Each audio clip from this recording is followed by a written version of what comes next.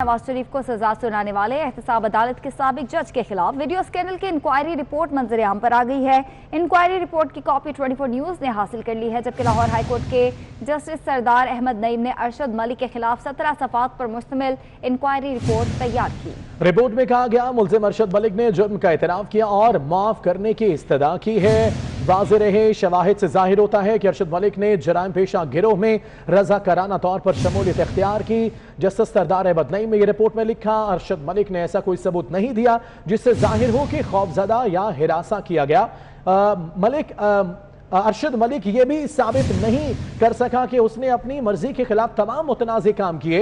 नासिर भट्ट, नासिर जंजुआ और मेहर नासिर की मुल्जिम जुडिशल अफसर से मुसलसल मुलाकातों से साबित होता है अरशद मलिक तक उनकी रसाई हमेशा से थी।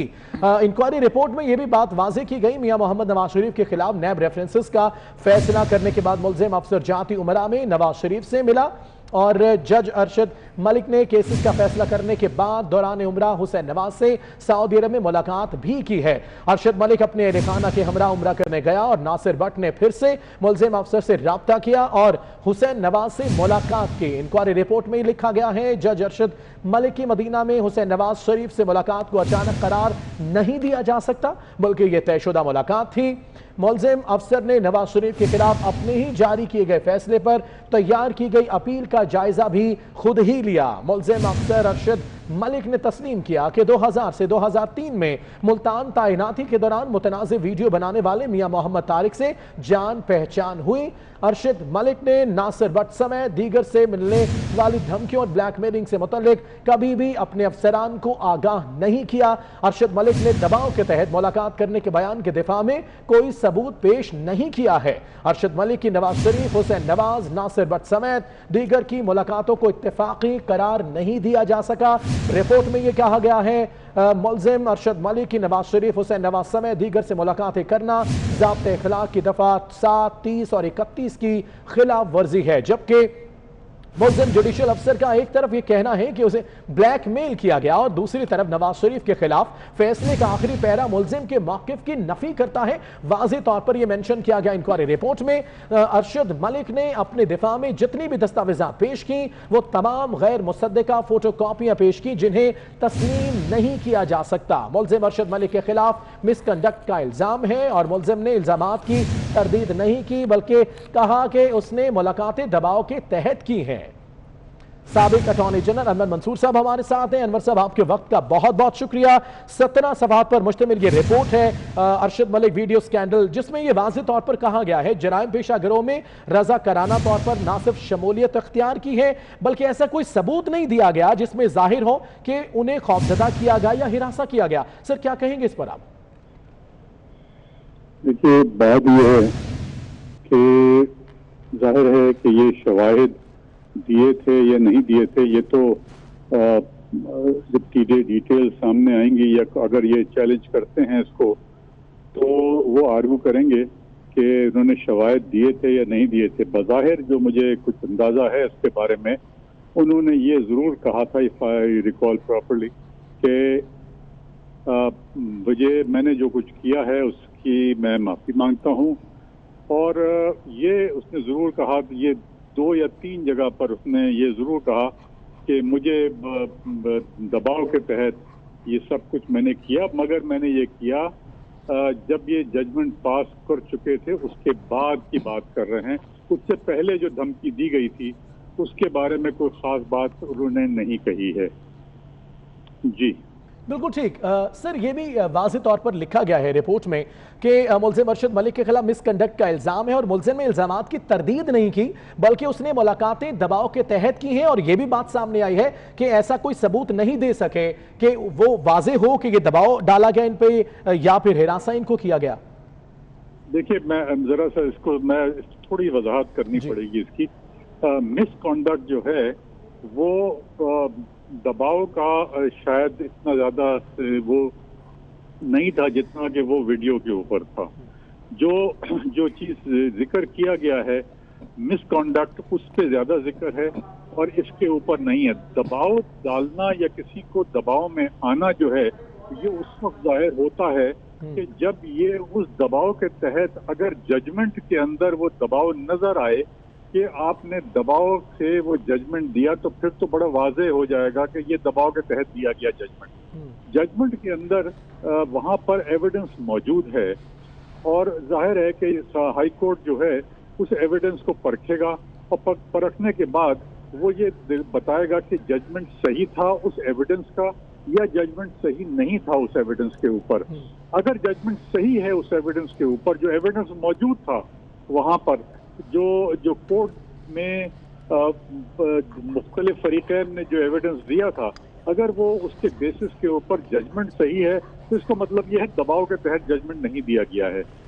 अगर वो एविडेंस के तहत नहीं है या वो जो एविडेंस मौजूद है उससे मुताबिकत में नहीं रखता वो जजमेंट, तो फिर नजर आएगा कि वो क्या कहते हैं दबाव के तहत दिया गया। मगर तीसरा पहलू भी है कि अगर एविडेंस नहीं था उसके बावजूद कन्विक्ट कर दिया तो फिर एक नया पहलू नजर आएगा, और वो नया पहलू ये है कि दबाव तो था ही नहीं, इसलिए कि वो तो कन्विक्ट किया है, एक्विट नहीं किया उस केस के अंदर जिसमें के दबाव क्या कहते हैं एविडेंस मौजूद था, तो ये नहीं था।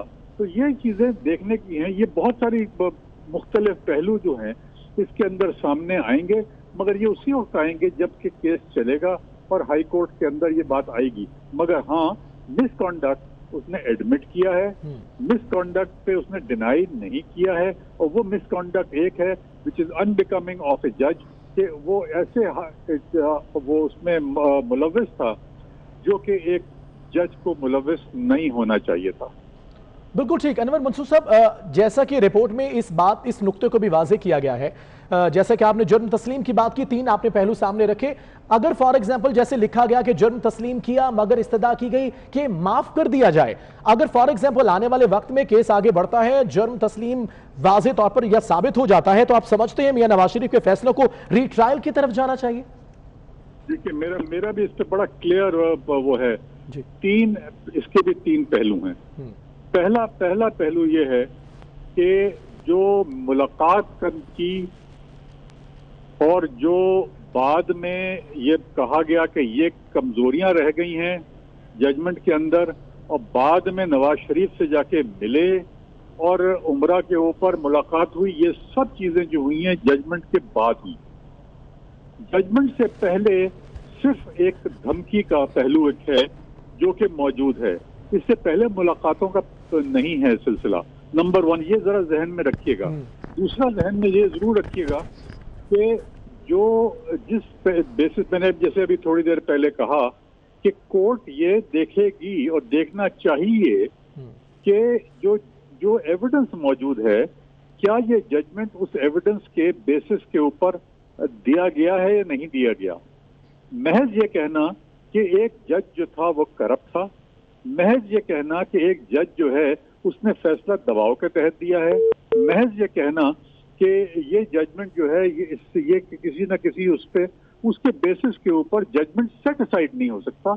जजमेंट सेट असाइड उसका होता है कि अगर ये दोनों पहलू साथ मिल जाएं, ये कि एविडेंस था नहीं था, सॉरी एविडेंस था और सफिशिएंट नहीं दी गई है उनको सजा, या एविडेंस नहीं था उसके बावजूद सजा दी गई है, या कोई ऐसा उसमें मिले और इसके साथ वो शामिल हो जाए कि धमकी के तहत ये दबाव में आ गए, तो ये दोनों चीजें जब मिलती हैं तो उस सूरत में फिर वो जरूर सेट असाइड हो सकता है। मगर महज एक चीज के ऊपर कि वो दबाव में आ गए या उनको किसी ने कह दिया जिसके बेसिस के ऊपर जजमेंट उन्होंने गलत दे दिया, ये जो है ये ग्राउंड नहीं है सेट असाइड करने का।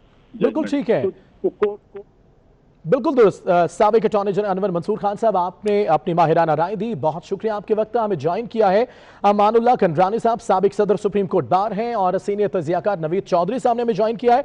अमानुल्लाह कंडरानी साहब, आपसे सवाल करना चाहूंगा, ज़ाब्ते इखलाक की दफ़ा 30 के तहत किसी भी जज को किसी फरीक से मुलाकात या राब्ता नहीं करना चाहिए, इंक्वायरी रिपोर्ट में यह भी नुक्ता वाज़ेह किया गया है। उसके बाद फिर ये जजमेंट किस तरह देखते हैं आप इसको? देखिए, हमारा जो तरीका है इंसाफ का और जो निज़ाम रहा है और जो निज़ाम होना चाहिए इंसाफ का, उसका तो बिल्कुल यही तकाजा है जो ज़ाब्ता इखलाक कहता है। बल्कि इसमें जस्टिस कार्नेलिस के बारे में बता दें, अयूब खान जब यहाँ डिक्टेटर की हुक्मरानी थी तो वो चीफ जस्टिस थे। कहते हैं वो अपने जमान 7 साल 8 साल वो चीफ जस्टिस पाकिस्तान रहे, कभी उन्होंने जनरल अयूब से मुलाकात तक नहीं की। इवन सरकारी किसी फंक्शन जो कौमी दिन होते उन दिनों में भी उनसे वहाँ किसी फंक्शन में भी वो नहीं जाते थे। तो ये वो तकाजे होते हैं जो फरीकैन के सामने ये अपने आप को एक मुनसिफ साबित किया जाता है। जज साहब ने जो किया वो इंतहाई गलत था और अभी वो साबित भी हो गया है। तो यकीनन ये जो मुलाकात है वो गलत था और उसके गलती का अभी पूरी तरह जो डिटेल जो अभी वजूहात या जो तफसीलात आई हैं जो जिनको उन्होंने परखा है हाई कोर्ट के जो इंतजामी कमेटी है जिस पर उनको बरतरफ किया गया है, तो ये चीज़ें साबित हो गई हैं। तो अब जाहिर बात है ये कि जज इस तरह रहने काबिल नहीं होता है जो फरीकैन से मुलाकात करे और उनसे बाद में जो भी फैसले किए हैं। जैसे अनवर मंसूर कह रहे थे ये तो ठीक है क्योंकि अपील पेंडिंग है और उस अपील के अंदर ये सारी चीज़ें वहाँ सामने नहीं लाई जाएंगी और ना वो इनसे इन्फ्लुएंस होंगे, वो गवाही को देखेंगे। मगर इससे इखलाकी पहलू जो है वो केस का जरूर मुतासर हुआ है। इस केस के अंदर जज साहब ने क्या कारनामा दिखाया है, इखलाकी पहलू मुतासर हुआ है। इमानुल्लाह करनानी साहब आप साथ ही रहिएगा। नवीद चौधरी साहब आपसे सवाल करना चाहूंगा। सर, मुलाकातों का सिलसिला जारी रहा, ये कोई पहली मुलाकात नहीं थी, कोई इत्तेफाकी नहीं थी, ये वाज़ेह तौर पर रिपोर्ट में कहा गया और साथ में ये भी कहा कि साबित नहीं कर सके कि उनके जितने भी सबूत थे वो ये साबित नहीं कर सके, उन्हें हिरासा किया गया हो, दबाव के तहत बयान रिकॉर्ड कराया गया हो या फिर ये मुलाकातें जो है वो किसी दबाव के तहत की गई हो।